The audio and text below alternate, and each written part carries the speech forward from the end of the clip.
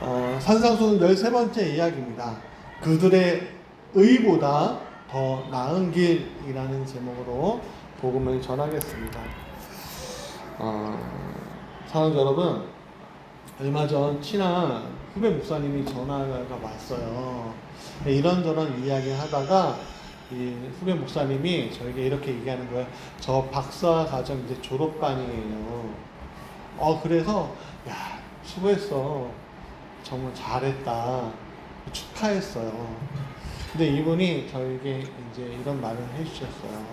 목사님도 박사과정 해보시지 않으시겠어요? 그렇게 권유하는 거예요. 여러분 어떻게 생각하세요? 저 박사 좀 해볼까요? 한번 이 박사 한번 해볼까요? 이 박사? 예? 그 말을 들으면서 오래전부터 제 마음속에 품어왔던 질문이 떠올랐어요. 뭐냐면 목회를 위해서 꼭 박사학위가 필요한 거야? 그런 질문이에요. 근데 이 질문은 제 젊었을 때부터 생겨난 질문이었어요. 제가 어릴 때, 그러니까 20대 초반이었습니다. 어떤 분이 이제 지하철에서 자기 교회 주보를 이렇게 주는데 그 주보에 이렇게 주보 앞에 보면 보통은 담임 목사님 이름 나오잖아요. 담임 목사 아무개 한 다음에 가르치고 목회학 박사 뭐 이렇게 이제 돼 있는 걸 보았어요. 그런 다음에 잠시 그 호칭을 본 다음에 이게 뭐지? 라는 생각이 든 거예요. 아니 목사가 중요한 거 아니야? 박사보다 왜 박사가 뭐지? 왜 박사를 여기에다 하지? 더 충격적인 경험도 있었어요. 사실 저는 잘 몰랐을 때였거든요. 20대 초반 때. 근데 대형 교회 목사님이 가운을 입고, 이게 가운 입고 이제 설교를 하시는데 여기에 딱 세 줄, 하나, 둘, 셋 이렇게 줄이 있어요. 이 줄은 뭐냐면 나는 박사요 하는 줄이에요. 그러니까 이 박사님이시죠. 박사님이 가운을 입으시고 이제 설교를 하는 거예요. 저는 좀 그 순간에 깨달았어요. 어느 순간부터 오늘 우리 한국교회에 박사 열풍이 불어오고 있구나. 주보나 영상 속에서 박사 아무개 목사, 아니면 아무개 목사 모모학 박사 이렇게 호칭이 빠지지 않고 등장하는 경우들이 많이 있습니다. 왜일까? 그 이유는 분명해요. 어느 정도 규모가 있는 교회에 청빙되기 위해서는요, 박사 학위가 있거나 적어도 박사 과정 중이라는 표시가 필요하기 때문에 그래요. 이런 분위기 속에서 많은 목회자들이 박사 학위를 시작했고요. 지금은요, 아주 박사 목사님이 엄청나게 생겨났어요.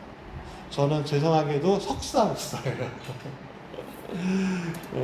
왜냐하면 저희 교단은 석사까지 하지 않으면 목사 안수를 주지 않아요. 목회자들도 이제 성도들도 이제는 생각합니다. 적어도 박사학위 정도는 있어야 말씀의 권위가 있지 않을까? 이런 생각을 하시는 거예요. 하지만 정작 많은 목회자들은 알고 있는데 얼마나 많은 박사 과정이 허술하게 운영되고 있는지 다 알고 있어요. 일반 성도들만 모를 뿐이에요. 그러니까 목회학 박사, 성교학 박사 이렇게 하지만요, 사실은 한국에서 다 공부하고요, 1년에 뭐 몇 주만 아니면 뭐 박사과정 중 한 학기만 외국에서 공부하고 오면 되는 거예요. 여름방학 이용하고 뭐 겨울방학 이용해서. 그러니까 국내에서 박사를 하던 외국에서 박사를 하던 비슷비슷한 거예요. 그러니까 목회자들은 그걸 다 알죠. 예. 그래서 어떤 학위는 현장 목회에는요 전혀 관계없는 학위들도 많아요. 그래서 저는 그런 것들이 좀 젊었을 때부터 의문이 좀 들었어요. 그래서 제가 공부하더라도요, 내가 모자르는 부분을 공부해야 되겠다라는 생각을 하지, 무슨 목회학 박사를 따기 위해서, 무슨 설교학 박사를 따기 위해서 공부하면 안 되겠다라는 생각 가지고 지금까지 있는 거예요. 그런데 질문해야 돼요. 박사 목회자들은 이렇게 많은데 왜 교회는 더 어려워질까요? 왜 성도들은 줄고 갈등은 더 늘어나고 있고 교회는 점점 교회답지 않다라는 이야기를 듣고 있을까? 정말 중요한 것은 우리가 놓치고 있는 게 아닌가라는 질문을 하게 되는 거예요. 여러분 생각해 보세요. 예수님이 혹시 박사학위 가지셨나요? 아니죠. 사도들이 혹시 정규 신학 과정을 수료한 분들이었나요? 아니었죠. 당시 율법에 가장 해박했던 사람들이 누구예요? 바리새인, 서기관, 대제사장들이었습니다. 그들은요 종교학 박사였어요. 종교학 박사들. 그러나 율법을 완성하신 분은 학위가 없던 갈릴리 촌뜨기 예수님이었고요. 복음을 전 세계로 전한 이들은 무명의 제자들, 글씨도 제대로 알지 못하는 무명의 제자들이었단 말이에요. 여러분, 복음을 사는 것과 아는 것은요 전혀 다른 겁니다. 오늘 우리는 어느 쪽에 있는가 좀 돌아보아야 해요. 지금 우리는요 학력과 자격으로 교회를 평가하고 목회자를 평가하는 자리에 서 있는지도 몰라요. 아, 저분은 어떤 전공이니까 더 잘할 거야. 저분은 박사학위를 가졌으니까 더 잘할 거야. 그런 생각으로 우리가 여기 있는 건 아닌가라는 생각을 해봐야 한다는 거죠. 물론 공부를 하지 말라는 얘기가 아니에요. 박사 과정을 하지 말라는 얘기가 아니에요. 전 존중합니다.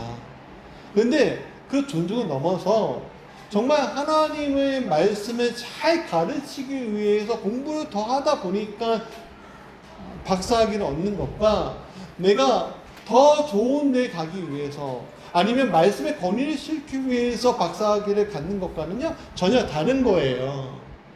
무슨 말인지 아시겠죠? 여러분, 예수님은 단 한 번도 너가 박사학위를 가져야, 석사학위를 가져야, 너가 율법을 공부해야 나의 복음을 전할 제자가 된다 이렇게 얘기하지 않으셨습니다. 예수님은 오히려 너희가 담대하게 복음을 전하면 성령께서 그것을 떠오르게 하실 것이다 라고 말씀하셨어요.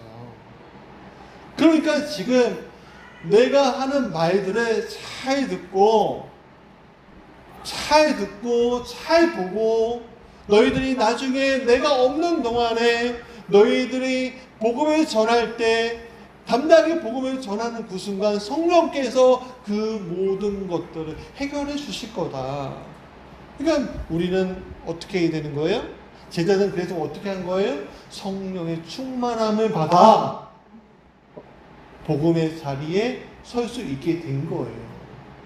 즉 목회자는 어떤 학위가 필요한 것이 아니라, 성도는 어떤 자격이 필요한 것이 아니라 복음을 전할 때에는 뭐가 필요한 거예요?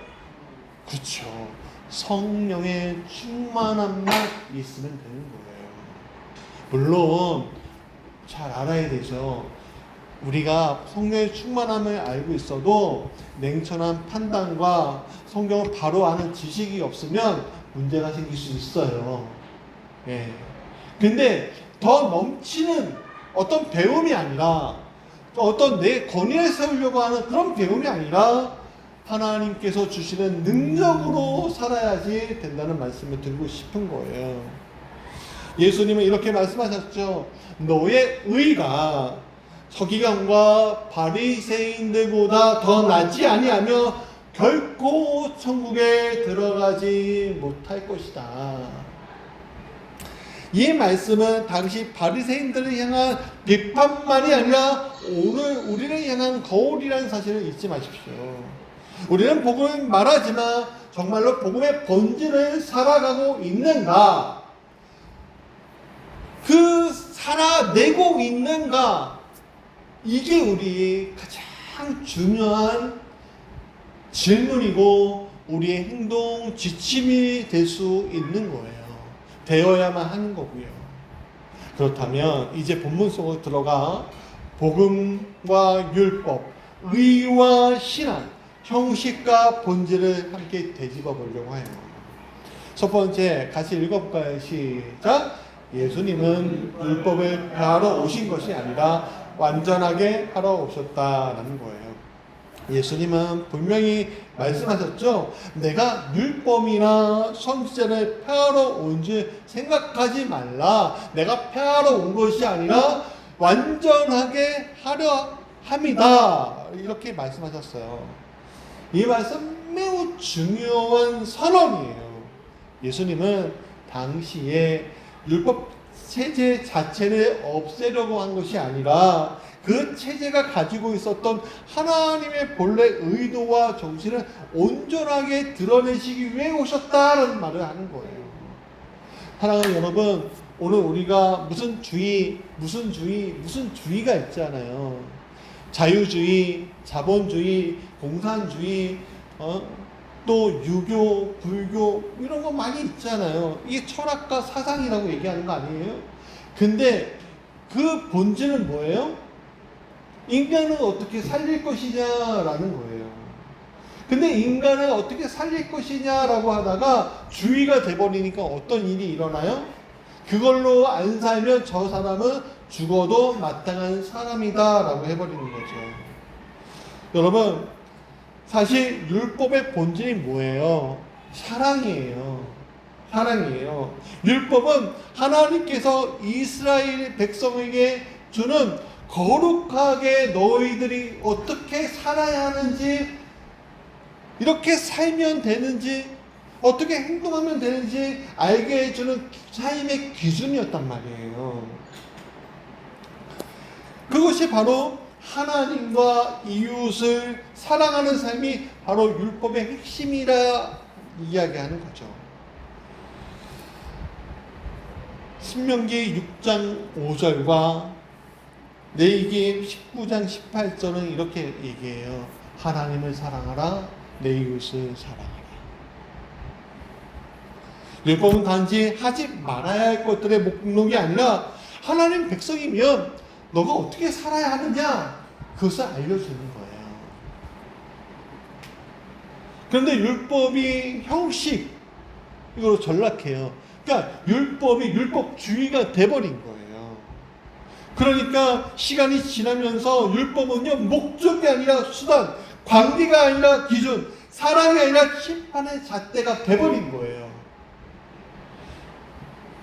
그래서 바리새인들과 서기관들은요, 율법의 정신이 아니라 율법의 문자 그대로를 가지고 해석하면서 또 다른 율법을 만들어서 사람들에게 너희들이 이렇게 살지 않으면 너는 구원받지 못해 라고 말하면서 그들을 옥죄는 거예요. 사실 이거는 어떤 일이 있는 거냐면 기득권과 비기득권, 지배층과 비지배층 의 문제인 거예요. 지배층은 기준을 자기 멋대로 확장하고 만들고 피지배층은 그것을 잘 모르니까 그것대로 못 살아가는 거예요. 그냥 형식에 매여서 살아가는 거예요. 그러다 보니까 거기에는 뭐가 없어요? 사랑도 없고 정의도 없고 은혜도 없는 거예요. 그러니까는 하나님도 사랑하지 못하고 이웃도 사랑하지 못하는, 사람을 살리는 도구가 아니라 사람을 죽이는 도구로, 판단하고 구분하는 정죄의 도구로 율법이 사용되고 있는 거예요. 그러니까 바리새인들이나 서기관들이나 대제사장들, 그 당시 종교학 박사들이 하는 것이란 결국에는 너 그렇게 살면 안 돼, 하고 정죄하는 것밖에 없었어요. 그런데 갑자기 갈릴리 촌뜨기 한 명이 딱 나와서 이렇게 행동하는 거예요. 병자와 세리와 창기와 이방인들을 율법의 기준으로 정죄하지 않고 죄인 취급하지 않고 오히려 회당과 성전을 그들을 위한 공간으로 내어주어야 한다 하면서 그들 친구가 되어버리는 거예요. 사랑하는 여러분, 오늘 우리도 똑같이 율법을 왜곡하고 있어요. 복음주의라는 이름으로 복음을 왜곡하고 있는 경우들이 얼마나 많은지 모르겠어요. 오늘 교회가 과연 이들과 다를까요? 그렇지 않습니다. 우리는 복음을 말하지만 여전히 외형적이고 경건과 직분과 학위와 교세와 프로그램을 앞세우면서 지금 신앙은 생활을 하려면 이렇게 해야 한다라는 기준을 딱 해놓고선 정죄하는 데 앞장서고 있다는 거예요. 여러분, 술 먹으면 지옥 갑니까? 담배 피면 지옥 갑니까? 마약하면 지옥 갑니까? 여러분, 살인자가 다 지옥 가는 거예요? 여러분, 동성애하면 다 지옥 가는 겁니까? 여러분, 어떤 잘못을 하면은 다 지옥 가는 거예요? 아니에요. 잘못은 누구나 다 똑같은 거예요. 작은 잘못이나 큰 잘못이나 똑같은 거예요. 누구 앞에서? 하나님 앞에서 똑같은 거예요. 주님 앞에서. 근데 주님은 이러한 잘못된 현상들을 가지고 있는 이 사람들을 오히려 친구 삼아 주시고 너희가 이 길에서 이제 돌아왔으면 좋겠다 손 내미시고 이끄셨던 분이 바로 예수님이셨다는 거예요. 근데 교회가 그 역할을 하지 않고 오히려 너희들은 교회에서 나와야 돼. 우리 공동체에 속하지 못해. 너희들은 더 이상 이 세상에 있을 수가 없어. 이야기하는 경우들이 많다는 거죠. 특히 목회자들이, 저 같은 목회자들이 나는 주의 종이니까 당신들 섬겨야 되지 않겠습니까? 말하는 경우들이 얼마나 많은지 모르겠어요. 서열과 권력을 만들어버려요. 그게 권위인 줄 알아요. 주님의 교회가 점점 제도의 교회, 자격의 교회, 경력의 교회가 돼버리고 있다는 거예요.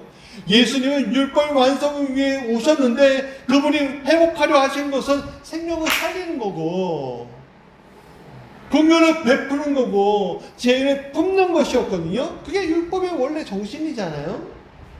그런데 오늘 우리 교회는 다시 율법주의로 되돌아가고 있는 거예요.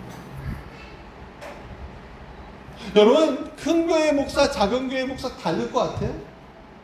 안 달라요. 똑같아요.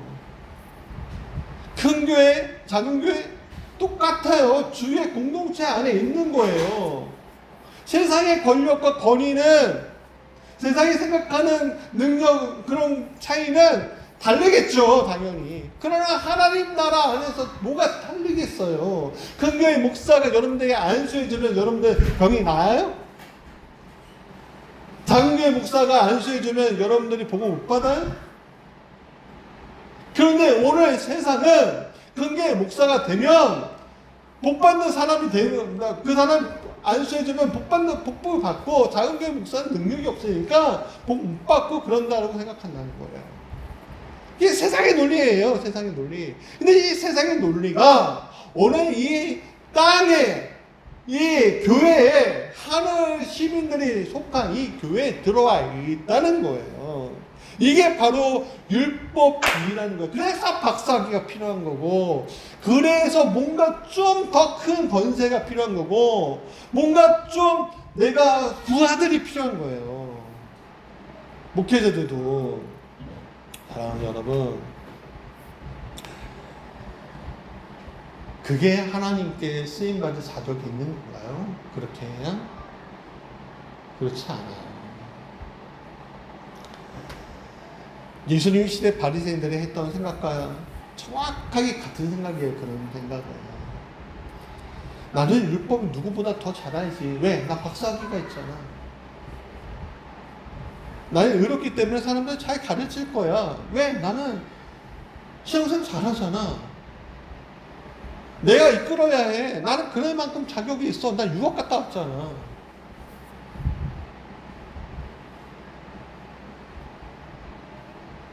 그게 뭐예요? 정작 율법의 본질을 보여주신 분은 뭐예요? 누구예요? 아까 전에 제가 표현했듯이 갈릴리 촌뜨기 예수님이에요. 시골 촌뜨기였단 말이에요. 나사렛에서 무슨 선한 것이 나타날 수 있느냐? 나사렛이 그렇게 얘기하잖아요.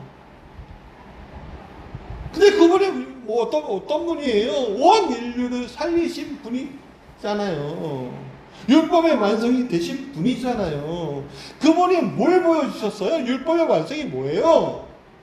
십자가다라고 얘기해 주신 거 아니에요? 자기 희생이다. 자기 헌신이다. 그거 보여주신 거 아니냐 이거예요. 복음을 말하면서 복음을 잃어버린 자리에 우리가 서야 합니까? 그렇지 않죠. 율법을 지킨다면서 하나님의 마음을 외면하면 될까요? 아니죠. 예수님은 율법의 본질, 곧 사람을 살리는 사랑을 완성시키신 분이라는 사실을 잊지 마십시오. 오늘 우리는 그 복음을 제도로 가두는 것이 아니라 삶으로 살아내는 자가 되어야 한다. 그 사실을 여러분 우리가 잊지 않아야 합니다. 자, 두 번째 같이 읽어볼까요? 시작. 율법을 완성하신 예수님의 방식에 대한 이야기를 좀 해보죠. 예수님은 말씀하셨죠. 내가 율법이나 선지자를 폐하러 온 줄 생각하지 말라. 완전하게 하려고 왔어. 천지가 없어지기 전에 율법의 1.1획도 결코 없어지지 아니하고 어떻게 해요? 다 이룰 거야. 여기서 완전하다라는 말은 플레로라는 헬라어인데 이게 가장 쉬우다. 온전하게 하다. 목적을 이루다. 그런 의미예요. 예수님은 율법의 빈 틀을 자기네 삶과 사랑 그리고 십자가의 희생으로 채우심으로써 그 율법을 완전하게 채우셨다라는 사실을 여러분 잊지 마십시오. 예수님의 삶의 자체가 율법의 성취였어요.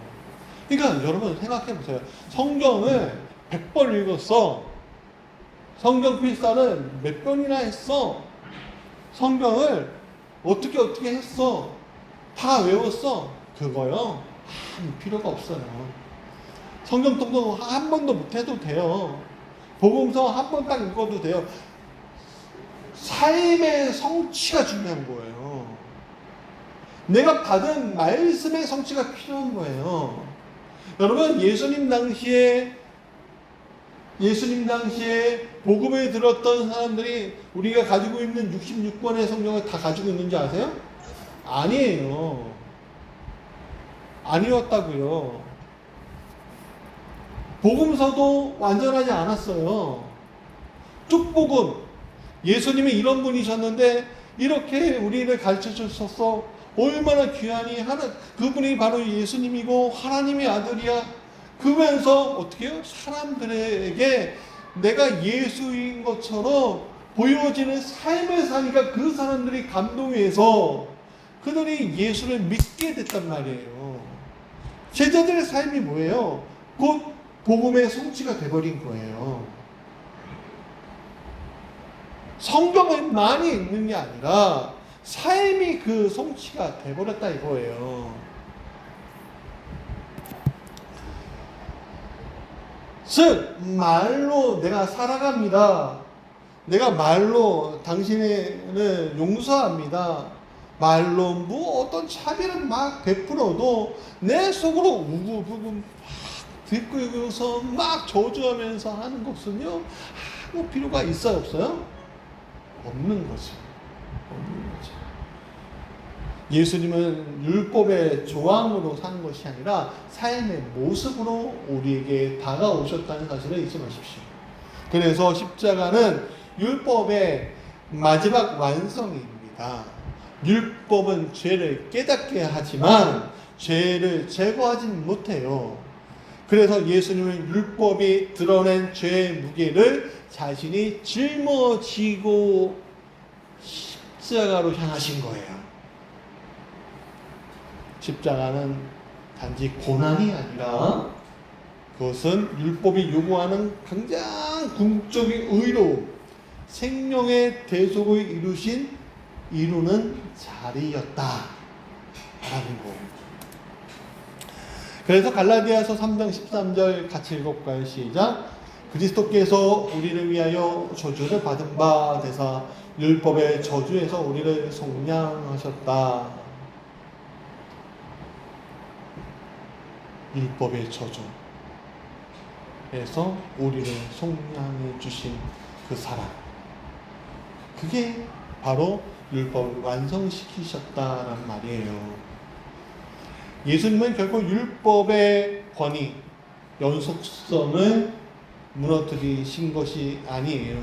왜? 율법의 1.1획도 결국 다 없어지지 아니하고 내가 다 이룰 것이다 라고 말씀하셨잖아요. 즉 내 안에서 이게 다 성취될 거야, 그 말씀하신 거거든요. 그러니까 더 이상 우리가 구약의 절기나 구약이 가지고 있는 제사법이나 구약이 가지고 있는 어떤 음식에 대한 것들을 지키진 않아요. 왜냐하면 그것들이 가리키던 참된 실체를 우리가 먹고 마시고 있거든요. 그게 누구예요? 바로 예수님이에요.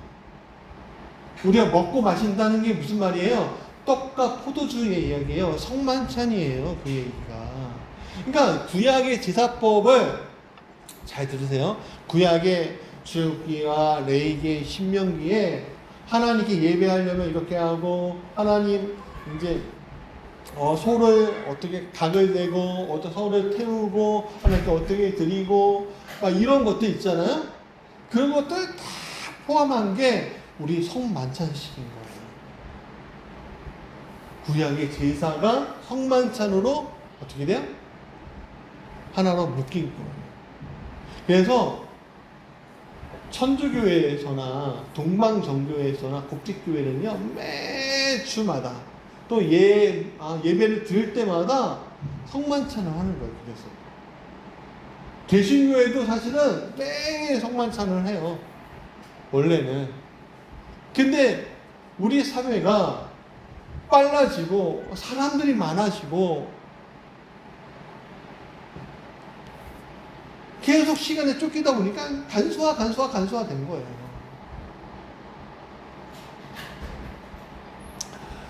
사랑하는 여러분, 오늘 우리 교회는 율법의 껍데기를 사랑이라는 이름으로 장식하고 있는 것은 아닌가 좀 살펴봐야 해요. 우리의 제도는 복음이라 말하면서 실제로는 배제와 서열, 자랑과 정죄를 따르고 있지 않은가라는 생각을 좀 해봐야 돼요. 예수님의 방식은 언제나 사람을 품는 사랑의 방식이었거든요. 바리새인들은 율법을 말하면서 사람을 쳐요. 그렇지만 예수님은 율법 품고 사람을 살리셨어요.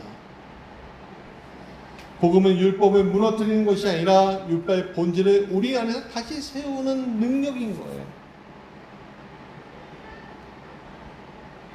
하나님을 사랑하고 이웃을 사랑하는 성취가 우리 안에 들어오는 거라. 그게 복음이에요, 복음. 세 번째 같이 읽어볼까요? 시작. 우리의 의가 바리새인의 의보다 더 나아야 하는 이유에 대한 이야기예요. 자, 예수님이 이렇게 말씀하셨어요. 내가 너희에게 말하는데 너희의 의가 서기관들과 바리새인들보다 더 낫지 못하면 결코 천국에 들어가지 못해. 이렇게 말씀하셨어요. 여러분, 이 말씀은 참 이게 우리가 너무 가볍게 지나치거나 혹은 잘못 이해하기 쉬운데 뭐냐면 너희가 서기관하고 바리새인들보다 더 열심히 살아야 해. 더 율법을 잘 지켜야 해. 그런 식으로 접근하는 경우들이 있거든요. 근데 그게 아니에요. 너가 하나님을 사랑하기 위해서 너의 모든 것을 쏟아부어야 해. 너의 24시간이나 26시간을 살아도 모자라. 하면서 막 일을 하고, 봉사를 하고, 헌신을 하고, 막 해야지 내가 하나님의 사랑을 받는 거지. 라고 생각하지 말란 얘기예요. 여러분, 바리새인들의 서기관들의 의의는 철저했지만 그들 안에 중심이 있었을까요, 없었을까요? 그들은요, 외형, 형식에는 매우 엄격했는데요. 안식일에 대해서 안식일 규정을 잘 지켜야지. 11조를 잘 내야지. 금식해야지. 정결해야지. 그런 규정에는 너무너무 잘 지켰는데 안타깝게도 예수님은 그걸 외식이라고 했어요. 이게 무슨 말이냐면 위선자들이라고 얘기하는 거예요. 위선이라고 얘기하는 거예요. 위선. 마태복음 23장 27절 회칠한 무덤 같으니 겉은 아름답게 보이나 안은 죽은 사람의 뼈와 모든 더러운 것으로 가득하도다. 여러분, 문제는요 행동이 아니라 중심인 거예요. 다시 사랑하는 여러분, 우리가 사랑의 성취를 맛보았잖아요. 우리가 어떤 형식이나 율법에 대한 부분들을 이제 알고, 내가 하나님을 사랑해야지, 그리고 이웃을 사랑해야지, 그래 열심히 성취를 해요. 그 성취를 하는데 문제는 뭔지 아세요? 그게 내가 하나님 사랑하고 이웃을 사랑하는 방법이야 라고 생각하지 말라는 얘기예요. 그거 해야지 내가 천국에 들어갈 생각을 하지 말라는 얘기예요. 그거 하지 않아도 천국 들어가요. 중심만 있으면요 천국 들어가는 거예요. 중심만 있으면 천국 백성 되는 거예요. 물론 큰 자와 작은 자로 나눠지겠지만 중심이 중요하다는 얘기예요. 사람에게 보이는 경건이 중요한 게 아니에요. 여러분, 제가 젊었을 때도 그렇지만 지금도 찬양하면서 막 찬양하면 제 마음이 뜨겁게 올라오는 것이 있어요. 제가 부목사 할 때 참 저도 찬양을 좋아하고 막 예배 자리에서 뜨겁게 찬양하고 기도하는 것 참 좋은데 제가 좀 눈치코치가 별로 없는 편이에요, 사실은. 근데 부목사 할 때 얘기를 좀 해보면, 이게 부목사 할 때 금요 촬영하면 되면 말씀 끝나고 기도하는 시간 되면요, 맨 뒤에 앉아서 기도하고 앞에 가고 혼자 막 기도했어요. 근데요, 누구 알아주는 게 아니라 제 마음이 그 안에서 달려고 했단 말이에요. 근데 부목사님들은 그런 거 별로 안 좋아했어요. 드러내는 거 별로 안 좋아하셨던 분이 같고요. 근데 내 마음의 중심이 하나님께 더 가고 싶었던 거예요. 내가 무엇을 더 하고 더 자랑하고 무엇을 더 그게 성취하려는 것이 아니라 그냥 하나님 사랑하니까 그 마음이 온 거고, 그 마음으로 기도하니까 하나님께서 복으로 임하게 하시고 능력으로 임하게 하시더라 이거죠.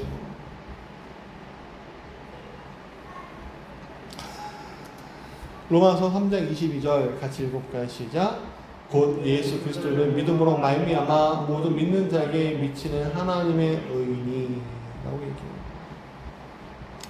오늘날 교회는 바리새인의 길을 좀 반복하고 있는 것 같아요. 말씀을 전하면서도요, 사람을 판단하고요, 예배를 드리면서도요, 가난한 자를 외면하고요, 복음을 말하면서도 복음보다 조직, 교단, 권력을 더 신뢰하는 현실이 오늘 우리의 현실이 아닌가. 이런 모습을 보면 예수님의 경고는 결코 2000년 전 바리새인들과 서기관들을 향한 경고가 아니라 오늘 믿는 우리를 향한 경고가 아닌가라는 생각이 드는 거죠. 참된 의는 로마서 3장 22절의 말씀처럼 믿음에서 나오는 거예요. 그 믿음을 통해서 하나님을 사랑하고 이웃을 사랑하고 예수 그리스도를 통해서 율법의 성취가 나타나는 것처럼 율법의 성취를 우리가 할 수 있게 된다는 사실을 여러분 잊지 마십시오. 복음을 아는 것만으로 충분하지 않아요. 복음을 살아내는 것이 더 중요한 거예요. 그 복음이 진짜 나의 것이 되어야 해요. 내 삶의 중심이 하나님 앞에 놓여 있을 때 우리는 비로소 바리새인들의 의를 넘어서 복음의 사람이 될 수 있다라는 사실을 여러분 놓치지 마시기 바랍니다. 자, 말씀의 결론이에요.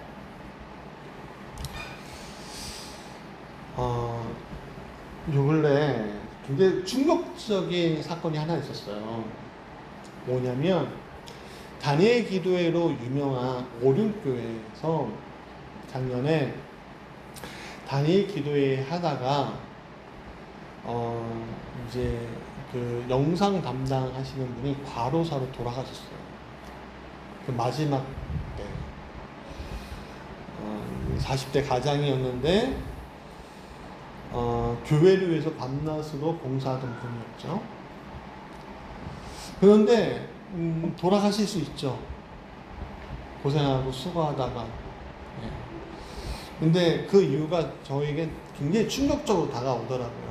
뭐냐면 교회가요 과로사로 인정하지 않고요 유가족에 대해서 책임도 외면하고요 오히려 사건을 덮으려고만 하는 거예요. 마치 세상에 왜 그 기업도 있잖아요. 세상 기업들이 어떻게 해요? 과로사 아니야. 이 사람 원래 아팠었어. 하는 것처럼 이 문제를 해결하려고 하고 있다는 사실이 요즘에 드러내고 있어요. 그토록 아멘을 외치게 하고요. 감동적인 기도를 열던 그 교회가 정작 한 사람의 죽음 앞에서는 침묵하고 책임지지 않으려는 모습이 드러난 거죠.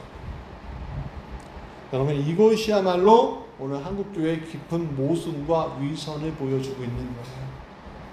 이 교회는 또 9년 전에도 목사님 한 분, 부목사님 한 분을 그렇게 과로사로 떠나보냈는데도 똑같이 반복하고 있는 거죠. 오히려 그것을 인정하고 우리가 시스템을 좀 바꾸겠습니다. 그리고 유족들 위로하고 그랬다면 모범이 되었을 텐데 그토록 부자, 대형교회, 한국교회를 움직인다고 하는 그 교회에서 이런 현상이 드러나니까 마음이 답답해 오더라고요. 여러분 복음을 외치면서도 복음을 가리는 교회가 있어요. 감동은 있어도요 책임이 없는 교회가 있어요. 그 끝은 비극이라는 사실 잊지 마십시오.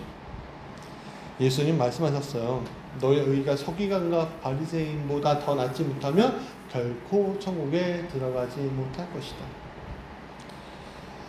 이 말씀이 그 시대 종교 지도자뿐만 아니라 오늘 우리에게 이 시대 기독교 목회자에게 또 성도들에게도 동일할 수 있다는 거예요. 지금 한국교회는요 박사 학위가 있어야 목회를 잘할 수 있다고 말하고요 프로그램과 시설과 브랜드와 영상과 감동의 언어로 교회를 포장하고 있어요. 그러나 정작 한 사람의 생명, 한 사람의 눈물에는 무관심하거나 침묵하고 있는 게 아닌가 싶은 거예요. 우리 묻지 않을 수 없어요. 오늘 나는 복음을 말하면서 복음을 가리고 있는 것은 아닌가. 예수님은 율법을 말로 완성하신 분이 아니에요. 예수님은 삶으로 십자가로 자신을 내어주는 희생으로 율법을 완성하는 거예요. 하셨어요. 복음은 책임지는 거예요. 복음은 눈물 곁에 머무르는 거예요. 복음은 이름 없이 죽어간 자들을 위해 울어주는 거예요. 복음은 오히려 내 자랑을 깎고 내 명예를 낮추는 거예요. 여러분, 사랑하는 여러분, 우리는 오늘 다시 복음이 완성이신 예수님 앞에 서야 합니다. 복음은 예배당 안의 감동이 아니에요. 복음은 예배당 밖의 책임입니다. 복음은 나를 높이는 지식이 아니라 나를 낮추는 생명의 부르심입니다. 오늘 그 복음의 완성자이신 예수 그리스도를 바라보며 다시 십자가 앞에 한 사람, 복음 앞에 한 사람씩 서야 할 줄 믿습니다. 교회는 말로 완성되는 것이 아니라, 복음은 영상이 아니라 눈물로 완성됩니다. 예수님은 강당이 아니라 골고다 언덕에서 복음을 이루셨습니다. 그분을 따르려는 우리가 다시 그분처럼 살아가야 하지 않을까요? 복음을 말하는 교회가 아니라 복음을 책임지는 교회, 그것이 우리가 회복해야 할 참된 교회의 모습입니다. 오늘도 복음의 완성이신 예수님께서 이렇게 묻고 있는 것 같아요. 너는 지금 나처럼 살고 있느냐? 이 말씀에 아멘할 수 있는 교회, 우리 자신이 되길 간절히 소망합니다.